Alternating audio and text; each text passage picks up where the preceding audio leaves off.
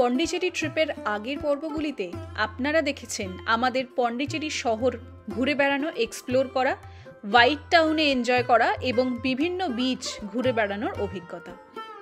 কিন্তু এই ট্রিপ অসম্পূর্ণ থেকে যেত যদি না আমরা যেতাম অরোভিলে এবং সেখানে কাটাতাম কিছুটা সময়। অরোভিল হল ঋষি অরবিন্দ ঘোষ এবং শ্রী মায়ের স্মৃতি বিজড়িত হিউম্যান ইউনিটের উপর গড়ে ওঠা একটি কমিউনিটি, যেখানে বসবাস করেন পৃথিবীর বিভিন্ন দেশের বিভিন্ন ভাষাভাষী মানুষজন। এই অরোভিলে একটা দিন কাটিয়ে পরের দিন ছিল আমাদের কলকাতা ফিরে আসার পালা। কিন্তু এই ট্রিপে আমাদের বোনাস সংযোজন ছিল মহাবালিপুরমের আর্কিওলজিক্যাল সাইট এবং শোর টেম্পল, যা নিদর্শন রেখে চলেছে পল্লব সভ্যতার স্থাপত্য কার্যের। মহাবালিপুরম ঘুরে আমরা সেদিন ফিরে এসেছিলাম কলকাতার ফ্লাইট ধরে আবার নিজেদের বাড়িতে। Good morning everyone, welcome back to the channel. আজকে 26শে জানুয়ারি, শুক্রবার দিন, আর happy republic day to everyone. আজকে আমরা সকালে আবার রেডি হয়ে বেরিয়ে যাচ্ছি অরোভিলের দিকে। আজকে অরোভিলটা ঘোরার ইচ্ছা আছে, তা ওখানে ভিজিটার সেন্টারে গিয়েই পাস পাওয়া যায়, যেখান থেকে কমন এরিয়াগুলো ঘোরা যায়। ইনার চেম্বার্সে যাওয়ার জন্য বা যেটা মাতৃমন্দির ভেতরে মেডিটেশন হলটা, ওখানে যাওয়ার জন্য পাস অ্যাপ্লাই করতে হয়। সেটা মোটামুটি 3 থেকে 7 দিন আগে অ্যাপ্লাই করতে হয়। তাই সেই তথ্যটা আমাদের কাছে আগে ছিল না, সেই কারণেই আমরা পাসটা অ্যাপ্লাই করতে পারিনি। তাই মেডিটেশন চেম্বারটা হয়তো যেতে পারবো না, কিন্তু তাছাড়া যে কমন এরিয়াগুলো সেইগুলো ঘোরা যায়, আর সেইগুলোই ম্যাক্সিমাম লোকে ঘোরে। তো এখান থেকে চলে যেতে হবে ভিজিটার সেন্টার, ওখান থেকেই ডেলি পাস দেয়, সেটা নিয়েই হেঁটে হেঁটে ঘুরতে হবে আপনাদের। তো এখন আমরা চলে যাচ্ছি স্কুটি নিয়ে অরোভিলের ভিজিটার সেন্টার্সের দিকে। অরোভিলে আমরা ঢুকে পড়েছি, অ্যান্ড আপনাদের যেটা বলার বা ইনফরমেশান দেওয়ার সেটা হচ্ছে যে ভিজিটার সেন্টার্সে পার্কিং থেকে হেঁটে চলে আসতে হবে। ওখানে সব রকমের ডিরেকশন দেওয়া আছে টুয়ার্ডস মাতৃমন্দির ভিউইং পয়েন্ট ভায়া ইনফরমেশান সেন্টার। তো ভায়া ইনফরমেশান সেন্টার, ওখানে এসে আপনারা দেখবেন বিভিন্ন রকমের প্ল্যাকার্ড লাগানো আছে ইনফরমেশান রিলেটেড টু অরোভিল, আর বিভিন্ন রকমের স্ট্যান্ডিজ দেওয়া আছে, বা একটা ভিডিও রুমও আছে, অনেক কিছু আছে। তো অনেক কিছু ইনফরমেশান ওখান থেকে পাওয়া যাবে। ওখান থেকে বেরিয়ে এসেই এই আমার পেছন দিকে দেখতে পাচ্ছেন, এখানে হচ্ছে ইনফরমেশান সেন্টারটা। এখান থেকে বেরিয়ে এসেই এই গেট থেকেই আপনারা ওখানে পেছনে গেট থেকে পাস পেয়ে যাবেন, যেটাকে ডেলি পাস। সেখানে নাম্বার অফ পার্সনসটা মেনশন করে দেবে, অ্যান্ড আপনাদের পাসটা দিয়ে দেবে। তো এটা রোজই ওপেন থাকে এক্সেপ্ট ফর টিউসডে। তো বাকি সব দিনই আপনারা যখন ইচ্ছা আসতে পারেন, না যখন ইচ্ছা না, সকাল 9:30 থেকে 4টে অবধি আপনারা যখন ইচ্ছা আসতে পারেন। তো এখন আমরা টুয়ার্ডস মাতৃমন্দির ভিউইং পয়েন্টের দিকে যাচ্ছি। আজকে যেহেতু 26শে জানুয়ারি আর ছুটির দিন, তাই জন্য প্রচুর ভিড় আর অনেক লোকে এসছে এই অরোভিল ঘুরতে। এটা হলো ইনফরমেশান সেন্টারটা। এখানে ভেতরে বিভিন্ন অরোভিল রিলেটেড তথ্য আপনারা পেয়ে যাবেন, একটা ইন্ট্রোডাকশন পাওয়ার জন্য, যে জায়গাটা কি, তার কনসেপ্টটা কি, বিভিন্ন রকমের জিনিস। সেখান দিয়ে ভেতরে গেলে আপনারা একটা এক্সিবিশন সর্ট অফ পেয়ে যাবেন, যেখানে কি সব ডিটেলস দেওয়া আছে। আর এখান দিয়ে গিয়েই পেছন দিক দিয়ে মাতৃমন্দির যাওয়ার যে ডে পাসগুলো দেয় সেগুলো পেতে পারেন। এখান থেকে আপনারা হেঁটে এই রাস্তা ধরেই সোজা গেলে মাতৃমন্দিরে যেতে পারবেন। আর যাওয়ারটা হেঁটেই যেতে হবে, ফেরারটা এখান থেকে ফ্রি শাটল বাস পাওয়া যায়, সেটা ধরে আপনারা ফিরে আসতে পারেন।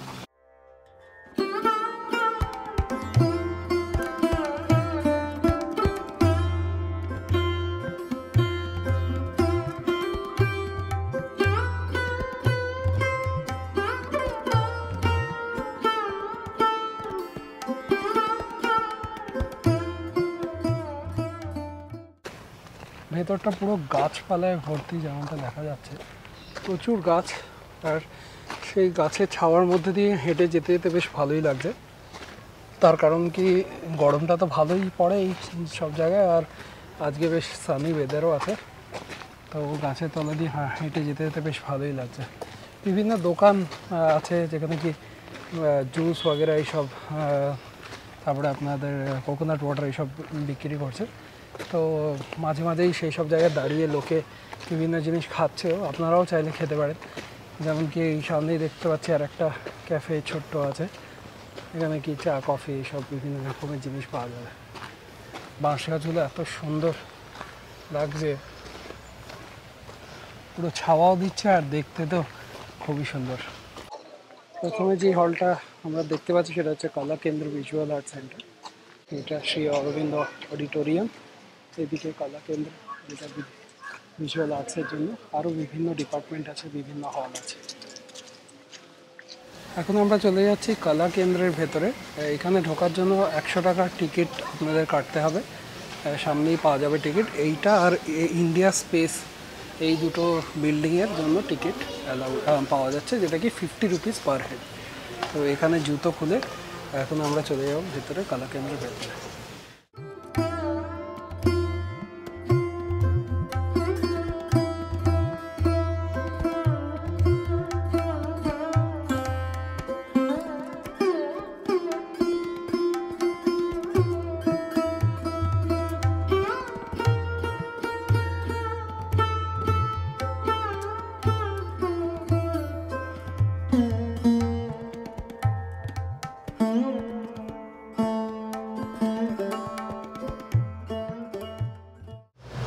কলা কেন্দ্রতে ঘোরার পর আমরা এখন যাচ্ছি ইন্ডিয়া ইন্টারন্যাশনাল স্পেস মিউজিয়ামে। আমরা এগিয়ে যাচ্ছি ইন্ডিয়া ইন্টারন্যাশনাল স্পেস হলের দিকে। আর এইদিকে যেটা দেখতে পাচ্ছি, এগুলো হচ্ছে শ্রী অরবিন্দ অডিটোরিয়ামের পার্ট। আর এইদিকে তার নিচে হচ্ছে ইন্ডিয়া স্পেস হল।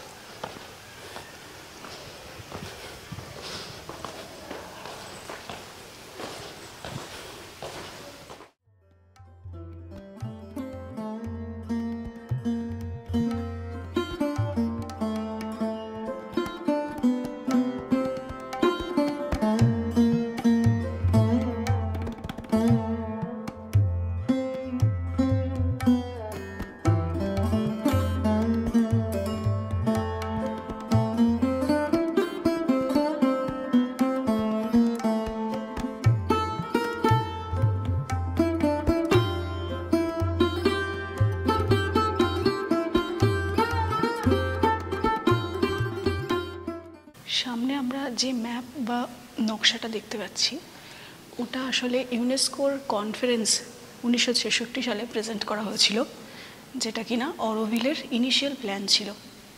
এবং এই কনফারেন্সের পর অরোভিলের প্ল্যানটা স্যাংশন হয় এবং ইউনেস্কোর সহযোগিতায় 1968 সাল থেকে মাতৃমন্দির প্রজেক্টের শুরু হয়েছিল। এইখানে টাইমলাইন অরোভিল পুরো দেওয়া আছে। 1947 থেকে শুরু হয়েছিল আর ড্রিম অফ পারফেক্ট সোসাইটি, সেখান থেকে আস্তে আস্তে প্রত্যেকটা বছরে এক একটা স্টেপ এগিয়েছে। অ্যান্ড বিভিন্ন তার ডিটেলস এখানে আপনারা দেখতে পাচ্ছেন।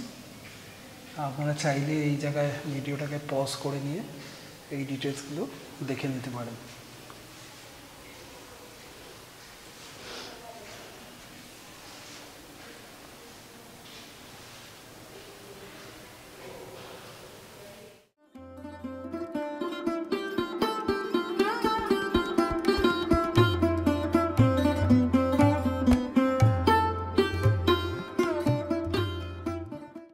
রোদের মধ্যে হাঁটতে হাঁটতে আমাদের অবস্থা খারাপ, একটু কষ্টকর। এমনি রোদের মধ্যে যাওয়াটা নাকি বেশ ভালোই, মানে চড়া রোদ। এখন দেখতেই পাচ্ছেন আমাদের মুখটুকু একেবারে ওভার এক্সপোজ হয়ে গেছে সানলাইটের জন্য। মেঘদিবা তো কিছু বলছেই না কথা, নাকি গরমে অবস্থা ভালো নয়। একটা জিনিসই ভালো, ফেরার সময় বাস পাওয়া যায়, তো ফেরার সময় বাসে যাব। এখন আস্তে আস্তে এগোচ্ছি আমরা মাতৃমন্দিরের দিকে। এরপরে ওখানে পৌঁছিয়ে আপনারা দেখিয়ে দেবো মাতৃমন্দিরটা একবার নিশ্চয়ই। অবশেষে আমরা দেখা পেয়েছি মাতৃমন্দিরের। ওই দূরে দেখা যাচ্ছে গোল্ডেন গ্লোবটা। আমরা আস্তে আস্তে এগোচ্ছি ভিউইং পয়েন্টের দিকে। এখানে এসে ভিউইং পয়েন্টের একটা ম্যাপ দেওয়া আছে। এখানে ইংলিশ, ফ্রেঞ্চ এবং তামিল ভাষায় লেখা আছে, আর হিন্দিতে অবশ্যই। তো এই ম্যাপটা দেখে আপনারা যেতে পারেন ভিউইং পয়েন্টের দিকে। মীরা আলফাসা বা দি মাদার, যিনি ছিলেন ঋষি অরবিন্দর স্পিরিচুয়াল কোলাবরেটর, তার কনসেপ্ট অফ হিউম্যান ইউনিটির ভিত্তিতে গড়ে উঠেছে এই অরোভিল টাউনশিপ। 1966 সালে ইউনেস্কোর সহযোগিতায় শুরু হয়েছিল এই অরোভিলের কাজ। 1973 সালে উদ্বোধন করেন শ্রী মা বা দি মাদার। একটিমাত্র বট গাছ বা ব্যানিয়ান ট্রির তলায় যে টাউনশিপের সূচনা হয়েছিল, এখন এটি একটি বিশাল টাউনশিপ এবং এতে বসবাস করেন পৃথিবীর 60-এরও বেশি দেশের নাগরিক, যারা বিলং করেন বিভিন্ন সোশ্যাল ব্যাকগ্রাউন্ড, কালচারাল ব্যাকগ্রাউন্ড এবং ইকোনমিক গ্রুপ থেকে। অরোভিল থেকে সোজা আমরা চলে এসেছি লাঞ্চ করতে ব্রেড অ্যান্ড চকলেটে। এই যে উপরে যেটা দেখা যাচ্ছে ব্রেড অ্যান্ড চকলেট, এখানে এসে আমরা অর্ডার দিয়েছি 2টো স্যান্ডউইচ, একটা চকলেট কেক, এটা আর 2টো সামার প্যাক। প্রচণ্ড ভিড় আজকে রাস্তায়, যেহেতু ছুটির দিন তাই লোকাল লোকে, ট্যুরিস্টরা, বিভিন্ন জায়গা থেকে লোকেরা এসছে অ্যান্ড মানে খুব ভিড় হয়ে গেছে রাস্তায়। তো এখন আমরা কি করছি যে অর্ডার দিয়ে ওয়েট করছি, আমাদের একটা টোকেন নাম্বার দিয়ে দিয়েছে অ্যান্ড এখান থেকে খেয়ে আমরা আবার ফেরত চলে যাবো। আজকে গরমটা একটু বেশি লাগছে, তার কারণ অনেকক্ষণ আমরা ঘুরেছি, তাইও হতে পারে। তো এখন দেখি খাবারটা কেমন লাগে, তোমাদের নিশ্চয়ই দেখাবো।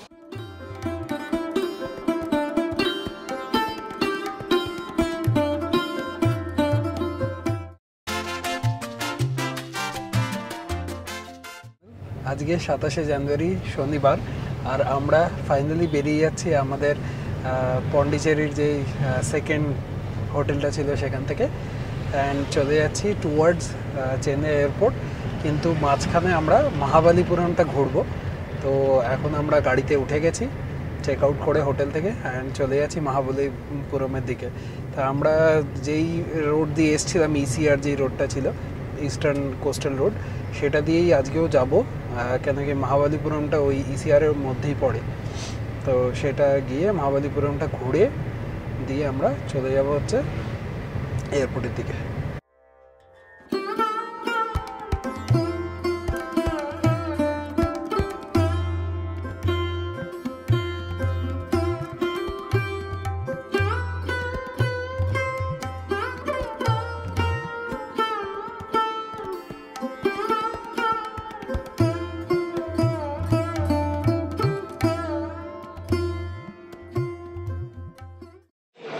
আমরা একটা রেস্টুরেন্টে দাঁড়িয়ে গেছি এখানে ব্রেকফাস্ট করতে।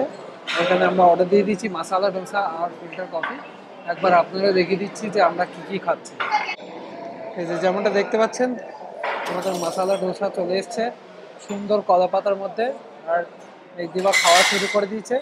সাথে আছে 3 রকমের চাটনি আর সাম্বার। এই হলো আমার প্লেট। এবার আমরা ফটাফট খেয়ে নিই, দিয়ে বেরিয়ে যাবো আবার মহাবালিপুরমের দিকে।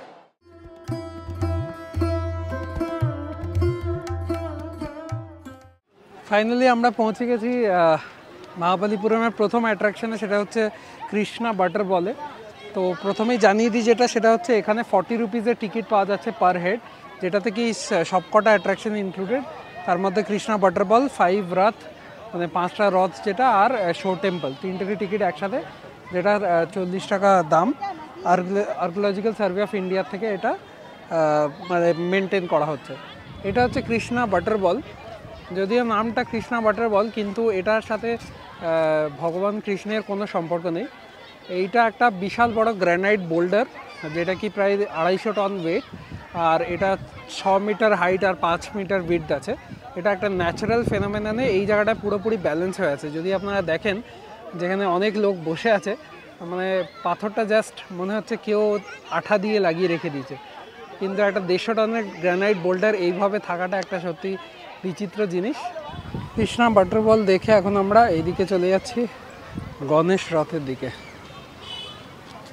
এইটা সামনেটা যেটা আপনারা দেখতে পাচ্ছেন, এটা হচ্ছে গণেশ রথ টেম্পল। এটা একটা মনোলিথিক টেম্পল, আর এটার 2টো তলা আছে যেমন দেখা যাচ্ছে। এখন গণেশ রথ দেখার পরে এখন আমরা যাচ্ছি হচ্ছে রায়গোপুরমে, এটা আর একটা টেম্পল। তো ভেতরে এখানে আজকে খুবই ভিড়, যেমনটা দেখতে পাচ্ছেন। এই হলো টেম্পলের এন্ট্রেন্সটা। পুরো এগুলো পাথর কেটে বানানো, তাই জন্যই অসাধারণ দেখতে। আর ভেতরটা এক্সট্রিমলি ভিড়, আমি তাও চেষ্টা করছি আপনাদের দেখানোর। দেখা যাচ্ছে এখানে বিভিন্ন পাথর কেটে সব মন্দিরের ভেতরটা সাজানো হয়েছে। বিভিন্ন হিন্দু ডিটিদের এখানে স্কাল্পচারিং করা আছে। যেহেতু স্কাল্পচার পুরো পাথর কেটে বানানো, তাই জন্য যেমনটা আগেই বললাম অসাধারণ একটা আর্টিস্টিক ভ্যালু আছে।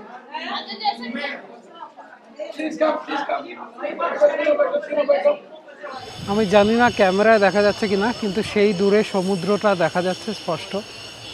গাছপালার উপর দিয়ে ওপারে প্রায় আকাশের সাথে মিশে গেছে রংটা। সমুদ্রটা আমরা স্পষ্ট দেখতে পাচ্ছি চোখে। এই মহাবালিপুরমে এই কৃষ্ণা ওয়াটারফলের ওপরে উঠে এসে রাই যেই টেম্পলটা আছে, এই টেম্পলটার সামনে থেকে এখানে টপ পয়েন্ট থেকে ভিউটা, এখানে সমুদ্রের পুরো ভিউটা দেখা যাচ্ছে।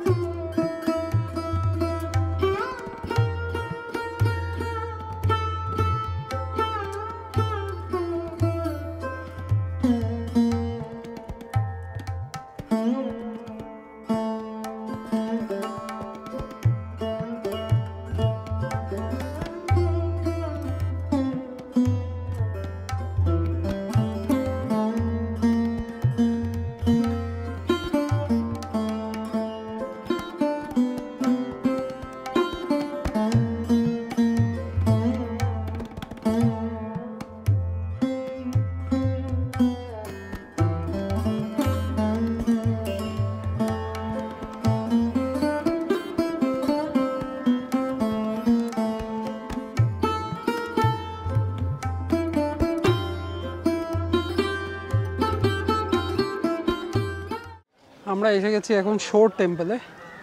আর যেখানে লাস্ট বাটার বল স্ট্রাকচারগুলো দেখলাম আর 5 রাথাস এগুলো দেখলাম, এখান থেকে মোটামুটি আমাকে গাড়ি করে 3-4 মিনিট লাগালো আমাদের ড্রাইভার, কেন কি ও শর্টকাট দেখে চলে এসেছিলো। যদি মেন রাস্তাটা দিয়ে যেতে হতো তাহলে বোধহয় 1 ঘন্টা লেগে যেত, কিন্তু প্রচণ্ড ভিড়, প্রচুর গাড়ি রাস্তায়, আর মানে প্রচুর লোক সব জায়গায়। তো আমাদের ড্রাইভারটা খুবই মানে লোকাল আর খুবই চেনে রাস্তাঘাট, তাই জন্য ফটাফট শর্টকাট দিয়ে নিয়ে মানে একদম 3-4 মিনিটে নিয়ে চলে এসেছে ব্যাক গেট দিয়ে। আর আমরা ঢুকে গেছি এখানে। আগের যে টিকিটটা কেটেছিলাম সেটা দিয়েই এখন শোর টেম্পলে এন্টার করছি।